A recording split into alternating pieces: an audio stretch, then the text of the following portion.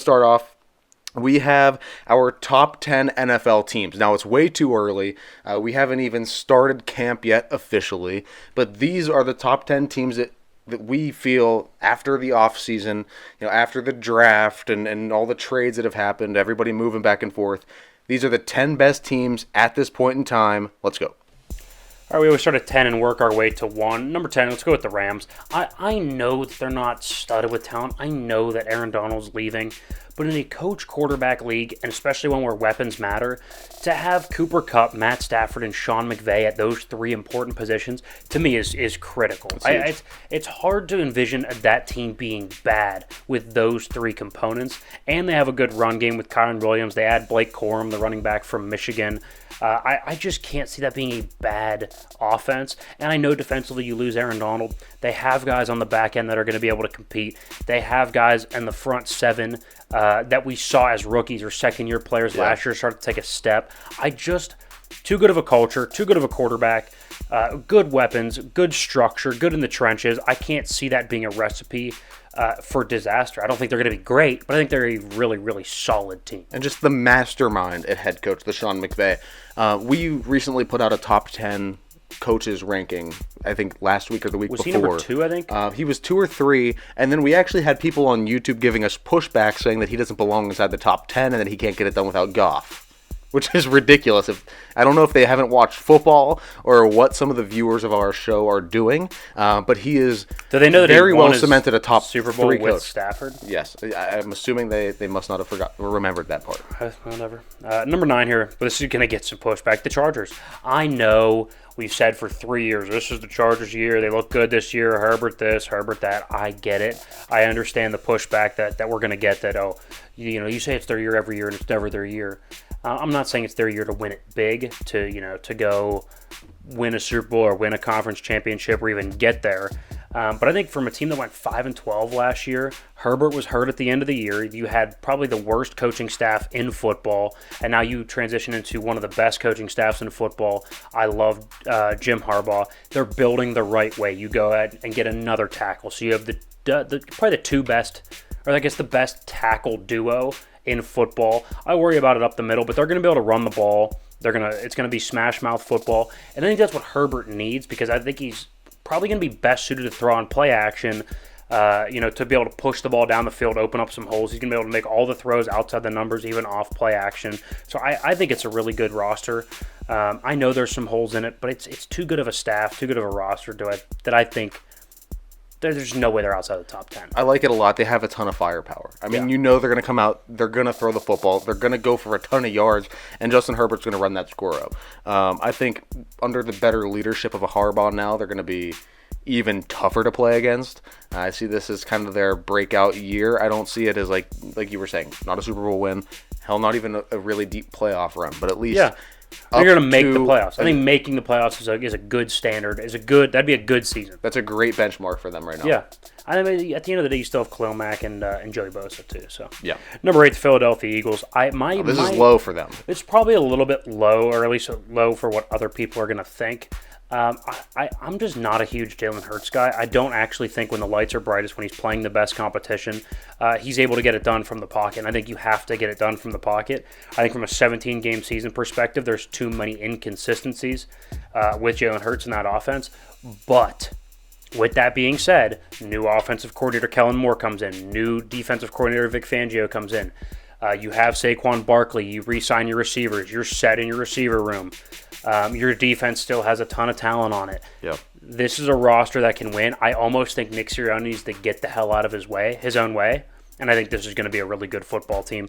I think they're probably going to make a wild card. They're going to compete for the division. I think it's a 10-7 team. I think Dallas may surprise. I have them as an 8-9 team. A lot of people have them at a much higher clip. I think Philly is a sneaky good 10-7. I think they, in reality, are going to be as good as a 12-5 team, but some of the inconsistencies are going to lead them to 10-7. But they're still going to win the division. Going to be the 3rd seed. They're going to surprise some people. And they fight it out for the division, though. I think they're going to fight it out. Yeah. I think Dallas is going to lose a couple games late to where it's not going to be as close. But yeah, I think Philly's a good team. They're going to encounter some tough scheduling, breaks. Yeah. But yeah, eight feels good for Philly. Perfect. Number 7, Cincinnati.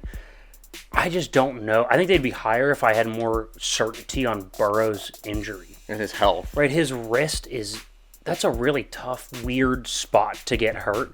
Like, that doesn't heal that easily, I don't think, especially when you're throwing the ball over and over again. Right. That concerns me. The thing with T. Higgins is a little weird. You lose Joe Mixon this year. The offensive line's not as good. Defense should still be solid, and I do think Burrow is the probably third or fourth best quarterback in football. And I think there's a little bit of that, like, revenge factor. Like, he's coming back for more. So I would go Cincy at 7. I agree with you on that, but I do begin to worry are injuries going to be the thing that defines Joe Burrow's career? Because a couple more of these, he's starting to slip out of the 4 or 5, the best 4th, 5th quarterback in the league discussion. I think this year goes a long way in deciding that. Yeah. I think if he gets hurt again this year, I think there's a real argument that Cincinnati may have to draft a quarterback in the first couple rounds. Just as a protection play. Not because Joe Burrow can't play, but just because he physically cannot play. I was going to say, because he physically can. Yeah. Yes. Yeah. Number 6 here, Buffalo. I know they sold off a bunch of pieces. I know Stephon Diggs is gone. I know their secondary is depleted. They're still a really good team. They're going to run the football a ton. Josh Allen's still a really, really solid NFL quarterback. Probably the second or third best quarterback in football. Easily. He's still a one-man show. And we've seen high-level quarterbacks lose star receivers and still maintain at least a good level of play. I can't see them going into the tank. Maybe 6 is a little high. I can't see them slipping out of the top 10. 6 feels right to me. Yeah, I like it. This is a team that's always going to compete, a team that you're never going to want to see on the schedule, especially later in the season. They play in cold weather environments really well, which is what you need down the stretch. If you haven't realized, it's cold in the United States between the months of November and January when it matters the most. This is a really good team. They have a great quarterback. They have a very competent head coach. They're going to be good. They're going to be good. You don't underestimate Buffalo. They'll be just fine. Number 5, Houston. I think C.J. Stroud's going to take yet another step forward. I know he's your guy, but it's undeniable the talent he has. C.J. Stroud is that guy. It's insane. I know I just said it doesn't matter that much that you lose Diggs. I think it means more to gain Diggs than it does to lose Diggs. Does that make sense? Especially with a quarterback that's ascending. Thank you. Right, C.J. Stroud's not yet to Josh Allen's level, so to get a star receiver like that for a young quarterback is huge, much like when Stephon Diggs got to Buffalo. Yeah. Josh Allen was still ascending, exactly. And we saw it help his growth a ton. So, yeah, Houston at 5. I would go Detroit at 4. This is a scary team, man. It's such a scary team. Best offensive line in football, best run game in football. One of the best edge rushers in football, one of the best wide receiver corps with Amon-Ra St. Brown at the helm, one of the most productive receivers in football. Secondary is questionable, yes, I am well aware of that, but they're going to be able to put up points, and I'm a Jared Goff guy. We know I'm a Jared Goff guy. So Detroit at 4. And you want to talk about ascending. There's no team that fits the bill better for ascending than the Detroit Lions. I mean, like you said, at every position group that matters, they're getting better. They're competing. We saw them give the 49ers a run for their money, and they almost there's an argument they outplayed them. There's an argument they outplayed them. Well, they did outplay them. They just kind of lost it at the end, just a little bit. Correct. Number 3 here, the Ravens. Do I have concerns about Lamar's ability to win in the playoffs? Yes. But does he win almost 80% of his games as a starting quarterback? Also, yes. So what am I supposed to do? Pretend like he's not going to go win 12 games this year? Like that... At least 10 to 11. That matters. And I know people are going to say, well, you bang on Dak for not winning playoff games. Dak's also been in the league for 10 years. This is Lamar's, 5th year? So I'm going to give him a little bit more grace. And he got to the AFC Championship game this year, something that Dallas hasn't done in, 25 years? 26 years? Very long time. So, yeah, the Ravens are a much better organization. And they add Derrick Henry. The offensive line's young and improving. I think the Ravens at 3. Love it. Niners at 2. I mean, it makes sense. Shanahan, McCaffrey, Purdy on a very team friendly deal. Ayuk will be back. Ayuk is going to be back. Yeah, I mean he'll be back. They have the weapons, they have the defense, they have the coach, and their quarterback is perfectly paid for what they're trying to do. Yeah, and gets the job done. Doesn't crash the Mercedes. So. Yeah, I agree. At number 1, the Chiefs. I maybe I'm old school, but unless one of the Super Bowl teams loses a major piece, I just think they're number 1 and 2. I'm sorry, maybe I'm old school in that, but it's unless the Niners lost Ayuk or Kittle or one of these really cornerstone pieces, or Brock Purdy got hurt. I don't love Brock Purdy, but they need a quarterback, right? So what if he gets hurt? Okay, well then it changes a little bit.